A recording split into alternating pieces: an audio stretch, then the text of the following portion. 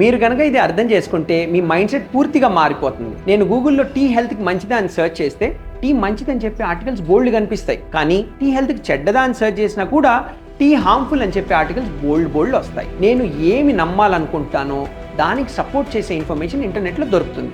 మన బ్రెయిన్ కూడా ఎగ్జాక్ట్లీ ఇలాగే పనిచేస్తుంది. సైకాలజీలో దీనిని కన్ఫర్మేషన్ బయాస్ అని అంటారు. మీరు నా వల్ల ఇది కాదు అని మీ మైండ్కి మీరు చెప్పినట్లయితే ఎందుకు చేయలేమో అనే దానికి లక్షల మార్గాలు మీ బ్రెయిన్ చూపిస్తుంది. కానీ నేను ఇది చెయ్యాలి, చేయగలను అని చెప్పుకున్నట్లయితే ఎలా చేయాలో అనే దానికి కూడా బోల్డ్ మార్గాల్ని అన్వేషిస్తుంది, చూపిస్తుంది. ప్రాబ్లం మన సిచ్యుయేషన్లో లేదు, మనం మన మైండ్కి ఏ స్టోరీ చెప్తామనేది మోస్ట్ ఇంపార్టెంట్. కాబట్టి మీ బ్రెయిన్కి నెగిటివ్ అల్గారిథమ్స్ని ఫీడ్ చేయడం ఆపేసేయండి. మంచి ఆలోచనలతో దాన్ని ప్రోగ్రామ్ చేయండి.